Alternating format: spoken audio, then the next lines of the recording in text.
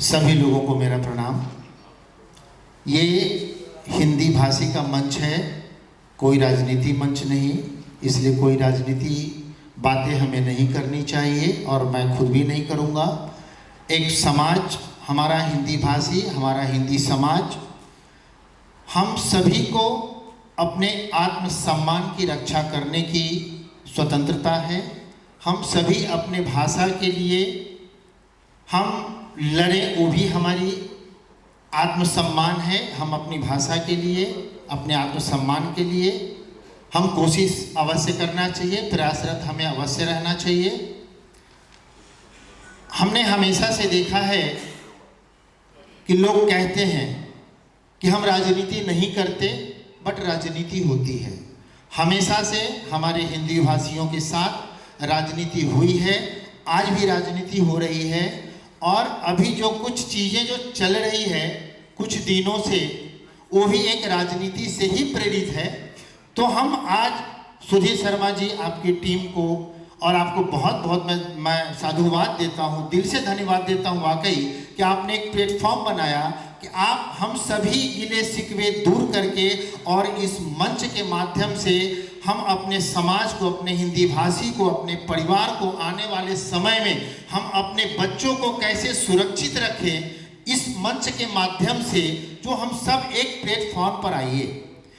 हम उत्तर भारतीय अवश्य हैं, हमारी जन्मभूमि उत्तर भारत है, लेकिन ये कर्म भूमि हमारा ये महाराष्ट्र है।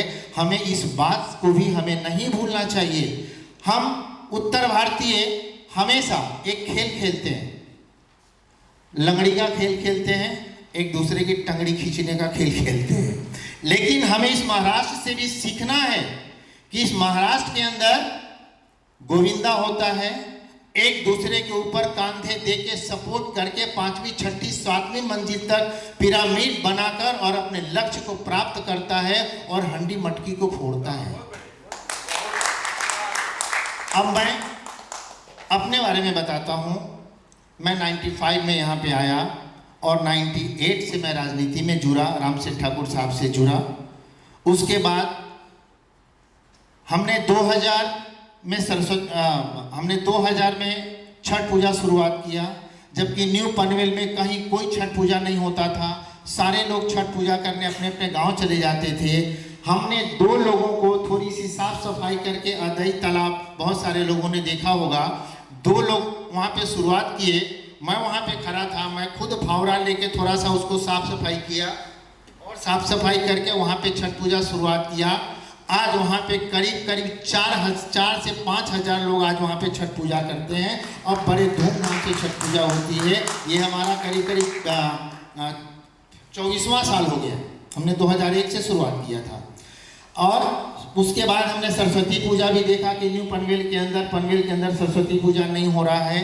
सरस्वती पूजा भी बड़े धूमधाम से होता है। दूसरी चीज़, समाज के लिए तो ये हमने किया ही किया।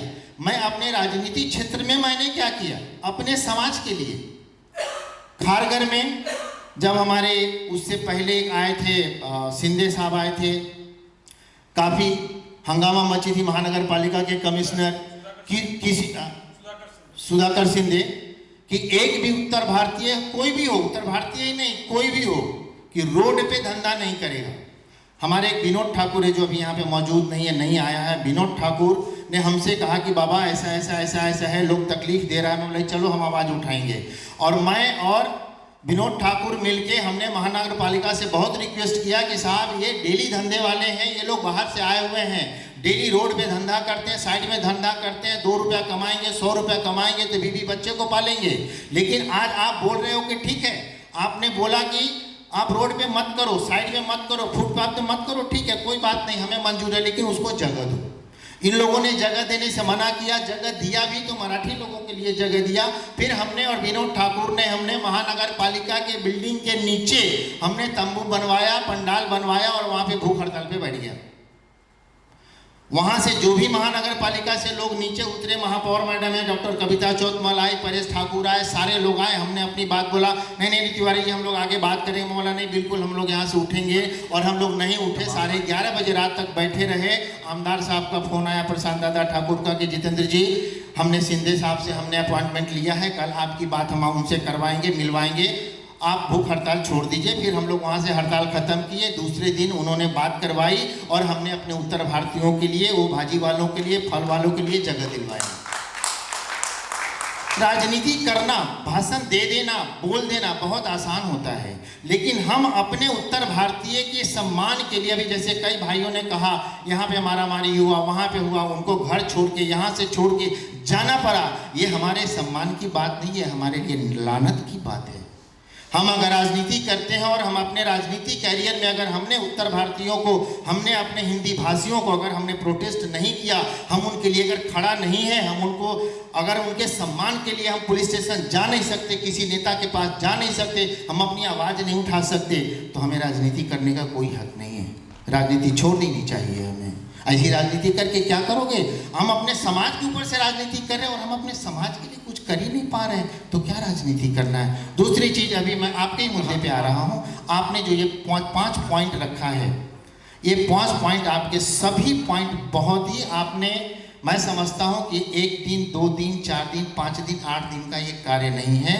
आपने 15 दिन से ऊपर इसके ऊपर जरूर आपने सोचा होगा, विचार किया होगा, तब आपने ये पॉइंट बनाया है। ये सारी पॉइंट आपकी वैलिड है, और इस पॉइंट के ऊपर अगर हम सभी लोग मिलकर और इसको सपोर्ट अगर करते हैं, समर्थन करते हैं, अपने अपने लेवल पे, आप सभी अपने अपने पक्ष के सभी लोग आए हैं, आप अपने अपने नेताओं के सामने इस पॉइंट को लेके हम जाएंगे, तो अवश्य आने वाले समय में हमारी ये जो मंच है, ये हमारे उत्तर भारतीयों के लिए एक निर्णायक साबित होगा।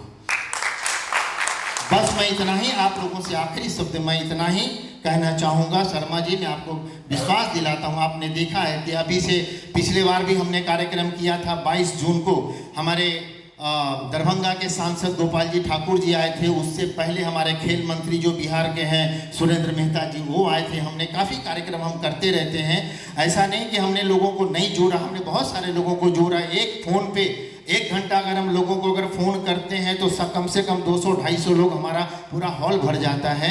तो मैं इतना अवश्य कहना चाहूँगा, आप सभी लोगों के तमाम गिले शिकवे पार्टी पक्ष, हमने देखा है ना, मैं आज भारतीय जनता पार्टी में हूँ, भारतीय जनता पार्टी के मैं पदाधिकारी हूँ, लेकिन भारतीय जनता पार्टी ने हमारे उत्तर भारतीयों को सिस्टम में जगह कहाँ दिया?